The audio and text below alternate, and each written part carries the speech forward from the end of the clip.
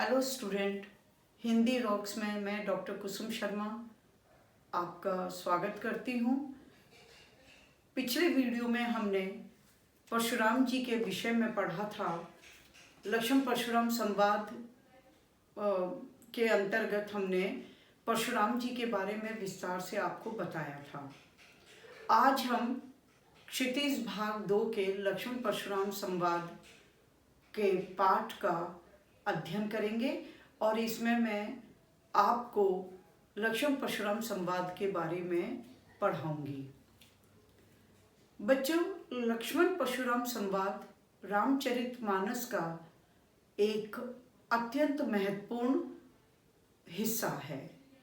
जब सीता जी का विवाह हुआ था, राम जी ने धनुष तोड़कर जनक के शोक को दूर किया और सीता से को अपनाया। तो उस समय उस धनुष की घनघोर आवाज को सुनकर परशुराम जी बड़े क्रोधित होते हुए वहां आए और उन्होंने उस धनुष के बारे में पूछा, क्योंकि वह धनुष उनके गुरु का यानी शिव का धनुष था, जो अत्यंत शक्तिशाली, दृढ़ और संसार में प्रसिद्ध था। परशुराम जी उस धनुष को टूटा हुआ देखकर दुखी होते हैं, बहुत ज्यादा क्रोधित भी होते हैं और आकर वे कहते हैं कि यह धनुष किसने तोड़ा है? जिसने भी यह धनुष तोड़ा है वह मेरे सामने उपस्थित हो जाए। तो परशुराम के क्रोध भरे वचनों को सुनकर राम तो चुप बैठे रहते हैं, लेकिन उन राम के अनुज छोटे भाई लक्ष्मण उठ खड़े होते हैं और कहते हैं, नाथ शंभुधन भंजनिहारा, हो ही कोई एक दास तुम्हारा। नाथ शंभुधन, शंभुधन मतलब शिव के धनुष को, हे नाथ, हे स्वामी, शिव के धनुष को तोड़ने वाला तुम्हारा कोई सेवक ही होगा। होई है कोई एक दास तुम्हारा, वह तुम्हारा कोई दास, तुम्हारा कोई सेवक ही होगा। लक्ष्मण जी बड़ी विनम्रता से पोलाइटली परशुराम को कहते हैं कि हे स्वामी, शिव के धनुष को तोड़ने वाला तुम्हारा कोई दास ही होगा। आयुष कहा कहिए किन मोही, सुनहि रिसाए बोले मुनि को ही। आयुष कहिए, आयुष मतलब आज्ञा दीजिए, कहन किन मोही, मैं आपके लिए क्या कर सकता हूँ। हे मुनि, मुझे आज्ञा दीजिए कि मैं आपके लिए क्या कर सकता हूँ। सुने रिसाए बोले मुनि को ही।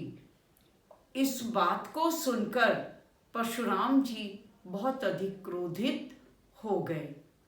लक्ष्मण ने विनम्रता पूर्वक कहा, लेकिन परशुराम का क्रोध तो और भी बढ़ता जा रहा था। तो जब लक्ष्मण ने कहा कि मैं आपका दास हूं, मेरे लिए क्या आज्ञा है आप मुझे बताइए, तो यह बात सुनकर परशुराम जी और अधिक क्रोधित हो गए। सेवक जो सो करे सेवकाई, वो कहते सेवक जो सो करे सेवकाई। सेवक वो होता है जो सेवकाई करता है, जो सेवा करता है। अरि करनी करी करे लड़ाई, लेकिन तुमने तो शत्रुतापूर्ण कार्य किया है, तुमने तो मेरे गुरु का धनुष तोड़ा है, तो तुम मेरे शत्रु हो और शत्रु से तो केवल लड़ाई की जाती है।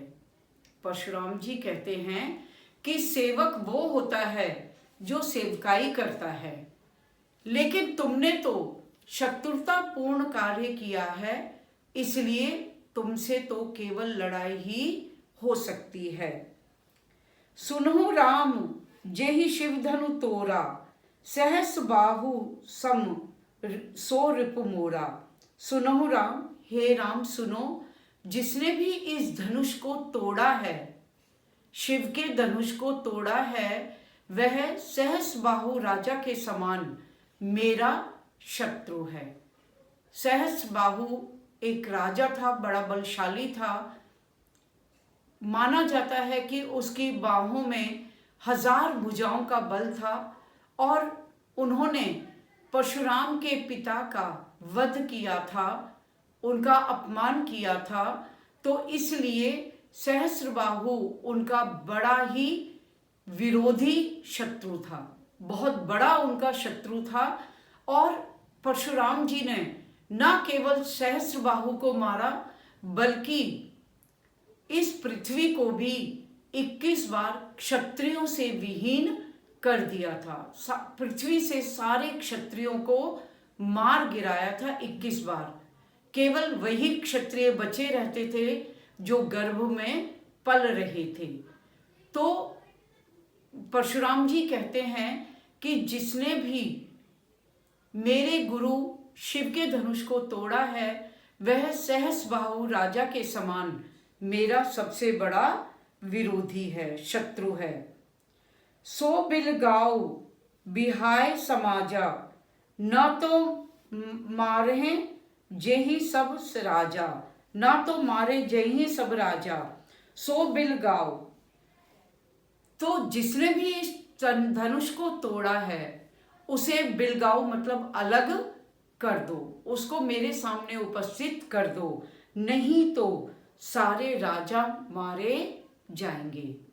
परशुराम जी कहते हैं जिसने भी शिव के धनुष को तोड़ा है उस मेरे द्रोही को, मेरे शत्रु को अपने से अलग कर दो, मेरे सामने उसे उपस्थित कर दो, नहीं तो सब राजा मेरे द्वारा मारे जाएंगे। सुनी मुनि वचन लखन मुस्काने, बोले परस सुधई अवमाने। सुनी मुनि वचन लखन मुस्काने, मुनि के वचनों को सुनकर लक्ष्मण मुस्कुराने लगे। शायद कटाक्ष से, व्यंग से वो मुस्कुराने लगे और बोले पर सुधई अवमाने। और परशुराम, पर सुधई मतलब परशुराम का, जिनके पास में फरसा है, ऐसे परशुराम के अवमानना करते हुए, उनका अनादर करते हुए, उनकी इंसल्ट करते हुए वो बोलने लगे। बहुत धनु तोरे लड़काई, कभौ न अश्रिपु कीन गुसाई। बहु धनु तोरे लड़काई, हमने बचपन में बहुत सी धनुयां तोड़ी हैं, छोटे छोटे कई धनुष तोड़े हैं, लेकिन किसी भी ने या परशुराम जी ने कभी भी हम पर क्रोध नहीं किया। जब हम धनुष, उन छोटे छोटे धनुषों को तोड़ते थे, जब तो परशुराम जी क्रोध से भरकर हमारे पास नहीं आते थे और ना ही हम पर क्रोध करते थे और ना ही किसी और ने हम पर क्रोध किया है। यही धनु पर ममता के हेतु, यही धनु पर, इस धनुष पर ममता के ही हेतु, किस कारण, हे स्वामी, हे मुनि, तुम्हारी इस धनुष पर ममता क्यों है, किस कारण से है। सुनी रिसाए कहो भृगु केतु, इस बात को सुनकर भृगुकुल के ध्वज, भृगुकुल के वंशज श्री परशुराम जी क्रोध से भर गए। रिसाए मतलब क्रोधित हो गए। जब लक्ष्मण ने कहा कि हमने बचपन में बहुत से धनुष तोड़े हैं, तब तो आपने हम पर कोई क्रोध नहीं किया, तो इस पुराने धनुष पर आपकी इतनी ममता, इतना मोह क्यों है, आप क्यों इतना गुस्सा कर रहे हैं। तो यह बात सुनकर परशुराम जी क्रोधित हो गए और अधिक गुस्से में हो गए और बोले, रे नृप बालक काल बस, बोलत तो ही न संभार। रे नृप बालक, हे राजकुमार, नृप मतलब राजा, कुमार मतलब बेटा, राजा का बेटा अर्थात राजकुमार। हे राजकुमार, तुम अपने आप को काल के वशीभूत मानकर भी, अर्थात तुम ये जानते हुए भी कि मैं अभी तुम्हें मार दूंगा, तुम संभाल, अपने आप को संभाल कर क्यों नहीं बोल रहे। हे राजकुमार, तुम अभी मर जाओगे मेरे हाथों से, ये जानते हुए भी तुम इस प्रकार मेरे सामने क्यों बोल रहे हो? तुम संभल कर और जिससे मेरा क्रोध ना बढ़े ऐसे वचन क्यों नहीं बोल रहे? धनुई सम त्रिपुरारी धनु विदित सकल संसार। धनु ही सम त्रिपुरारी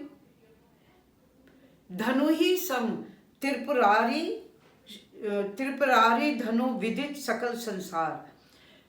सारा संसार ये जानता है कि यह शिव का धनुष है, कोई छोटा मोटा धनुष नहीं है, इसलिए मुझे क्रोध आ रहा है।